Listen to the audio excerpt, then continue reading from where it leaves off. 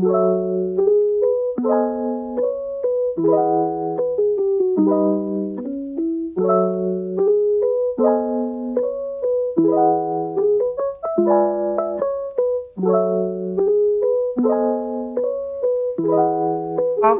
halo semuanya, selamat datang di Bincang-Bincang Soal HI. Sekarang gue udah ditemenin nih sama beberapa teman-teman dari Unpar.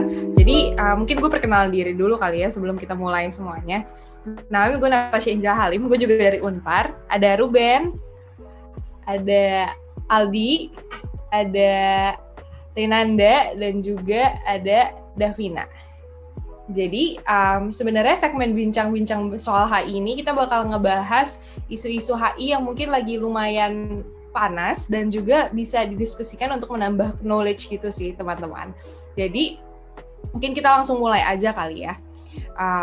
Jadi gue dengar kalau sekarang tuh sebenarnya lagi ada isu yang lumayan menarik untuk dibahas, yaitu konflik antara Arab dan juga Iran. Nah, konflik ini katanya sih menyangkut soal politik dan juga wilayah. Kebetulan karena kayaknya gue kurang expert di bagian sana, gue pengen nanya-nanya sama teman-teman yang ada di sini gitu untuk ngebahas soal ini. Jadi mungkin bisa dimulai dengan Renaldi, lo boleh ceritain gimana nih kayak latar belakang dari masalah dari Arab sama Iran ini. Oke, thank you Lim. Sebenarnya teman-teman ada dua faktor utama yang menyebabkan konflik antara Arab Saudi dan Iran. Nah, yang pertama itu bisa kita lihat dari permasalahan ideologis yang berbeda secara fundamental antara Arab Saudi dan Iran. Nah, seperti yang kita tahu bahwa Arab Saudi itu mayoritas penduduknya adalah Islam beragama Sunni, sedangkan Iran adalah negara dengan mayoritas penduduknya Islam beragama beraliran Syiah. Nah, perbedaan antara pemahaman mengenai cara memandang Islam ini yang menjadi salah satu pendorong nih persaingan antara Arab Saudi dan Iran, khususnya dalam kontestasi menjadi pemimpin Islam global. Nah, yang kedua yang bisa kita lihat bahwa salah satu faktor yang mendorong konflik antara Arab Saudi dan Iran adalah persaingan untuk menjadi hegemoni kawasan. Hal ini tidak terlepas dari dapat yang kita lihat di beberapa konflik Arab Saudi dan Iran terlibat, seperti di konflik proxy war di Yemen, kemudian juga di Syria, di mana Arab Saudi dan Iran ingin unjuk gigi, ibaratnya. Kira-kira siapa yang lebih superior dan layak disebut sebagai pemimpin kawasan Timur Tengah. Sekiranya itu sih, ada dua faktor utama yang mengakibatkan konsentrasi antara Arab Saudi dan Iran. Oke, berarti yang gue nangkep dari Aldi itu, yang dua faktor yang tadi, yang pertama itu intinya soal fundamentalisme ideologi gitulah, dan satu lagi mungkin lebih ke hegemoni kawasan yang tadi udah bilang proxy war dan kayak gimana pada mau unjuk gigi dan pamer-pameran nih siapa yang paling kuat sebenarnya di Timur Tengah. Nah, setelah gue udah denger dari sisinya Aldi, yaitu mungkin lebih dari Arab gitu ya, gue pengen denger sebenarnya dari Iran. Dan ada nih teman kita yang lebih jago dan dari riset-riset soal Iran, yaitu Ben. Gimana Ben? Menurut lo Ben? Oke, ya makasih Lim. Jadi kalau misalnya menurut sudut pandang Iran, Iran menganggap bahwa atau menduga bahwa Arab Saudi itu dikendalikan oleh Amerika Serikat. Nah, Amerika Serikat dalam hal ini mengendalikan Arab Saudi terkait dengan penjualan minyak, sehingga Iran menganggap bahwa penjualan minyak tersebut tidak berpihak kepada negara-negara di Timur Tengah lainnya atau negara-negara Muslim lainnya di Timur Tengah gitu. Terus Iran juga menganggap bahwa mereka sebenarnya tidak ingin mengincar hegemoni ya, cuma untuk keamanan kawasan saja, kira-kira seperti itu argumentasinya. Oke, jadi menurut lo sebenarnya Iran tuh tidak nggak mau kayak ngincar hegemoni, cuman dia kayak for survivability aja gitu ya. Oke, nah kalau misalnya Aldi ada tanggapan lagi nggak menurut lo? Nah, sebenarnya gue pengen menanggapin dari yang Ben. Mungkin terlihat ibaratnya Arab Saudi terlalu beraliansi dengan Amerika Serikat. Sebenarnya ada beberapa pandangan dari para peneliti mengenai hubungan internasional terkait kerjasama yang terbentuk antara Arab Saudi dan Amerika Serikat. Seperti yang kita tahu, yang tadi Ben sudah state bahwa Amerika Serikat itu adalah mitra terbesar pembeli minyak dari Arab Saudi. Nah, timbal baliknya adalah Arab Saudi memang salah satu pemasok pembeli terbesar industri militer dari Amerika Serikat. Nah, tapi sendirinya, jadi sebenarnya bisa kita lihat bahwa itu sebenarnya bisa kita kaitkan sebagai satu aliansi ataupun bisa hanya sekadar mitra dagang ekonomi. Itu juga bisa kita lihat dari sisi seberang, dari Iran sendiri juga banyak memasok dan menambah kapasitas militernya dari Rusia. Kemudian pengen menanggapi yang kedua terkait permasalahan mengenai Iran ingin menjadi hegemoni kawasan. Nah tentunya kita dari yang kita tahu bahwa tidak pernah dinyatakan secara langsung apabila satu negara ingin menjadi superioritas atau ingin menjadi poros dalam politik internasional. Namun pastinya negara-negara itu menunjukkannya lewat tingkah laku dalam penambahan kapasitas militer dan saling berlomba untuk di konsentrasi politik internasional. Sehingga menurut gua sah-sah saja kalau dibilang tidak mengincar menjadi hegemoni kawasan. Namun ada juga pandangan yang melihat dari tingkah laku dan gerak-gerik antara konsultasi yang terjadi antara Arab Saudi dan Iran, ini bahwa Iran juga mengincar untuk mampu mempertahankan posisinya dan even menjadi salah satu hegemoni di kawasan Timur Tengah. Oke. Thank you, Di. Semoga Aldi udah raise a very good point ya, menurut gue. Kayak tadi dia ada ngebahas soal kayak sebenarnya nggak ada yang kayak ngesah-sah nge-state, gue pengen jadi hegemoni kawasan gitu ya. Jadi emang terlihat dari tingkah lakunya aja. Dan setelah yang gue udah lihat nih, sebenarnya dari Arab dan Iran, kayak both of them has bener-bener punya state-nya stance-nya masing-masing gitu. Sebenarnya gue pengen nanya sih, kalau ya kayak gini, berarti makin lama konfliknya tuh makin panas dong. Kayak lama-lama ada eskalasi yang terjadi gitu. Nah, gue pengen nanya sebenarnya apa sih bumbu-bumbu yang bikin makin parah gitu? Boleh mungkin dari Ruben dulu kali. Ya, oke. Thank you, Lim. Jadi kalau tadi kita udah bahas spektrum politiknya, sekarang kita bahas ke spektrum yang permasalahan wilayah. Jadi pada tahun 2009, Sheikh Nim Bakr Al-Nim, seorang ulama Arab itu mengkritik pemerintah Arab Saudi. Kritikan beliau terkait dengan hak Syiah di Arab Saudi yang terkesan tidak dihormati gitu, menurut beliau.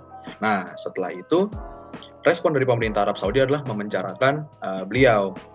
Hingga pada tahun 2014 beliau dijatuhi hukuman mati. Ya, kemudian 2 tahun setelah itu hal tersebut mengangkat simpati para masyarakat atau warga negara Iran yang pada akhirnya mendukung atau mendorong kemerdekaan wilayah Qatif dan Al-Ahsan, sehingga dua wilayah tersebut kemudian akan dibentuk sebagai negara Syiah yang baru dan digabungkan dengan Bahrain. Kira-kira seperti itu, Lim. Oke, berarti kalau misalnya dari sudut pandang Ben atau mungkin ngejelasinnya lebih dari sudut pandang Iran ya, itu lebih ke gimana masyarakatnya akhirnya terprovok gitu karena action yang sudah diambil, yang tadi mulai dari ditahan sampai dieksekusi gitu ya Ben ya. Oke, mungkin kalau misalnya dari Aldi gimana, Di? Menurut lo dari Arab gitu? Nah, sebenarnya yang dipaparin permasalahan dari Ben itu menarik ya. Memang konsentrasi antara Arab Saudi dan Iran ini terus ada pemantik, terus ada api-api yang semakin membakar permasalahan terjadi membuat panas gitu ya. Cuman sebenarnya mungkin gue ingin memberikan perspektif baru bahwasanya permasalahan ini bisa juga kita lihat hanya dari kacamata domestik saja, karena tentunya Arab Saudi sebagai satu negara punya landasan-landasan hukum terkait untuk menanggapi fenomena yang terjadi dalam negaranya. Nah, bisa saja memang kalau aksi dari ulama tersebut sudah melanggar landasan-landasan hukum Arab Saudi, maka pemerintah Arab Saudi berhak untuk mengambil tindakan secara hukum yang nyatanya adalah eksekusi ya yang kita tahu. Tapi sebenarnya ini yang tadi menarik, bahwasanya bukan hanya bisa kita lihat dari kacamata domestik, tapi bisa seperti apa yang tadi Ben gambarkan. Dari permasalahan ini semakin memantik, memunculkan simpati dari para masyarakat Syiah di Iran yang ikut-ikutan ibaratnya memanfaatkan situasi yang ada untuk semakin menyerang kelompok Sunni di Arab Saudi gitu. Oke. Thank you Aldi, thank you Ben. Kayaknya gue I got a lot of insights nih sebenarnya kayak konflik pandangannya tuh dan gimana bisa eskalasinya dari pandangan dua negara ini seperti apa gitu. Dan ya betul lagi-lagi kayak setiap negara punya stance masing-masing yang kayak pasti punya alasannya sendiri lah kenapa negara ini bisa ya bisa dibilang kayak kenapa sama-sama ngotot gitu ya, bisa sampai berantem terus. Jadi kayak ya karena setiap negara tuh punya agenda masing-masing dan ada yang diperjuangkan gitu ya. Nah, setelah ini gue penasaran sih sebenarnya udah saking memanas segini akhirnya ada nggak sih aktor lain atau negara lain yang akhirnya berusaha nih kayak ikut turun terlibat dan kayak membantu untuk meredakan gitu. Mungkin karena ada Rinanda dan Davina yang mungkin lebih paham soal ini, boleh kalian jelaskan gitu. Ada nggak sih sebenarnya? Oke, mungkin gue Elim yang bakal jelasin tentang ini. Mungkin nanti bakal langsung aja disambung sama Davina kali ya. Jadi gue sama Davina udah kayak ngelakuin research gitu tentang apa sih, ada nggak sih aktor lain yang mencoba untuk take part kalau kayak menengahi kali ya, menengahi dari konflik antara Arab sama Iran gitu. Nah, dari hasil yang gue dapet nih sama Davina, bahwa ada hal yang cukup membanggakan, bahwa negara kita tuh, Indonesia tuh pernah menjadi aktor yang mencoba untuk masuk menjadi mediator di kedua belah pihak. Nah, Indonesia sendiri tuh ada di tahap pramediasi saat itu. Kalau kita misalnya recall kembali gitu ya, kalau misalnya mediasi kan ada 3 tahap tuh, ada pramediasi, mediasi, dan implementasi dari mediasi itu sendiri. Nah, untuk pramediasi sendiri itu Indonesia tuh udah di tahap kayak membangun kepercayaan kayak gitu, dan juga mengumpulkan informasi-informasi awal terkait kedua belah pihak gitu. Nah, ini tuh waktu itu Bu Menlu pernah ngomong kayak Indonesia tuh bakal nyediain good office bagi kedua negara, karena ya kayak kita considering lagi bahwa Indonesia itu dekat sama Iran juga Arab, jadi kayak punya hubungan yang baik dengan keduanya.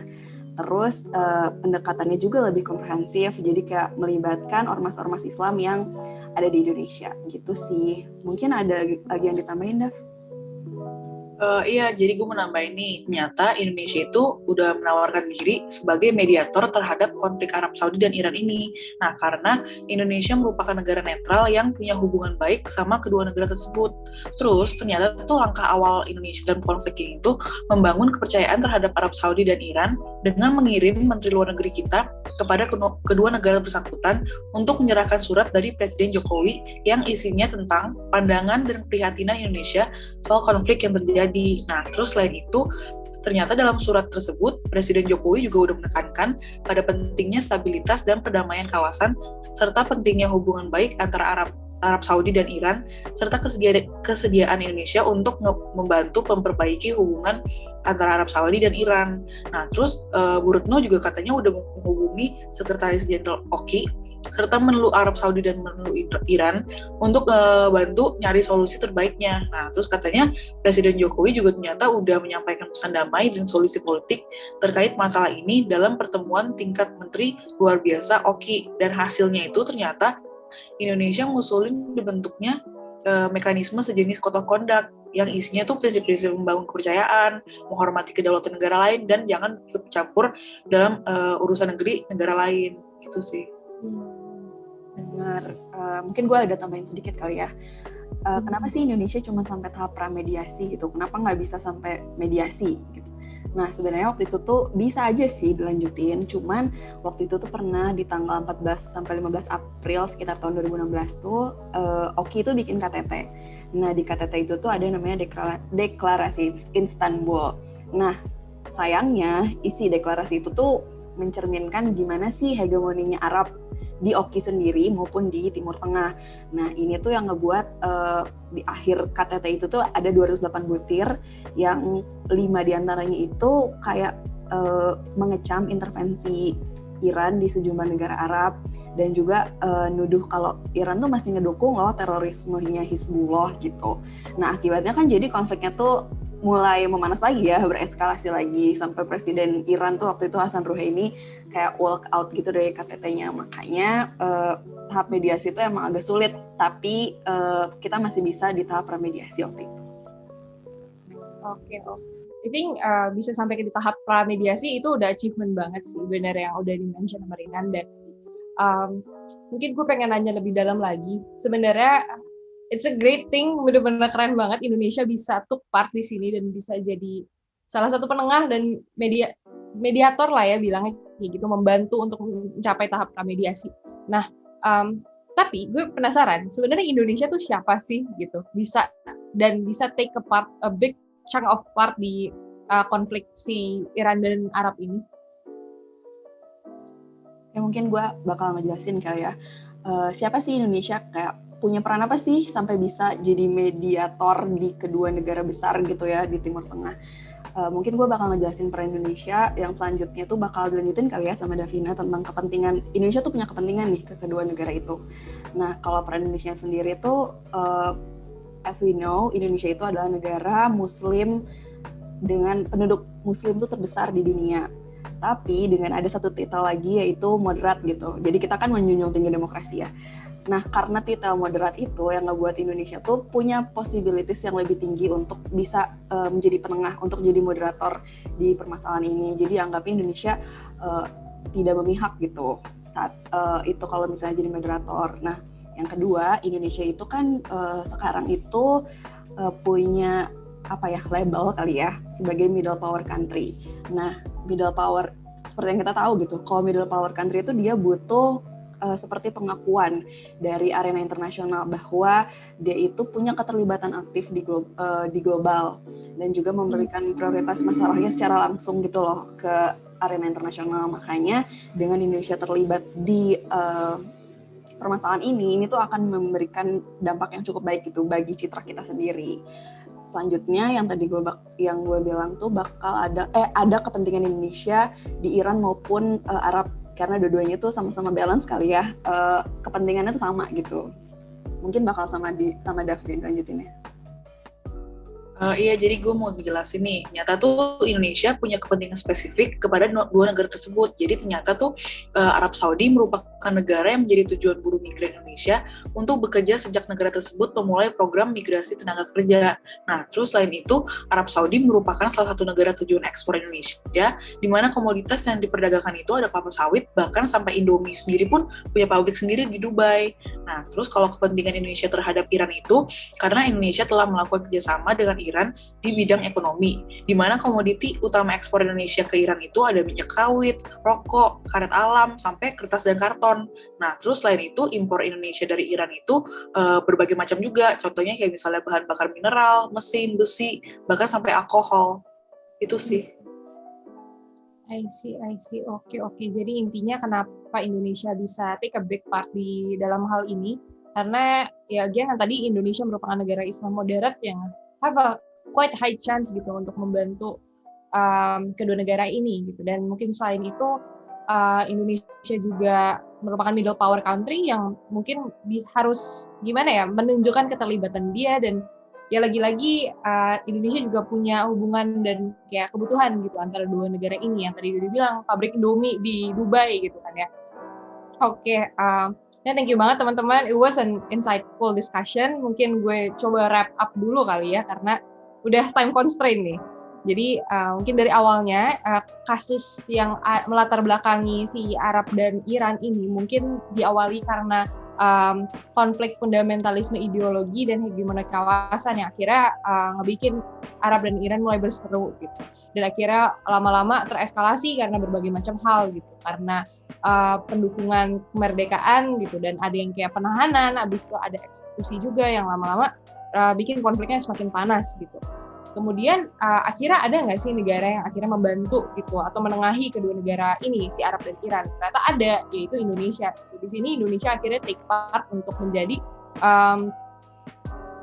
penengah dan untuk membantu akhirnya kedua negara ini mencapai ke tahap pramediasi. Nah, kenapa cuma sampai pramediasi? Karena yang tadi dibilang yang ada di KTT Oki, ternyata ada faktor-faktor lain yang akhirnya membuat semakin runyam dan akhirnya tidak jadi sampai ke tahap mediasi, karena again mediasi itu tahap yang cukup sulit untuk dicapai.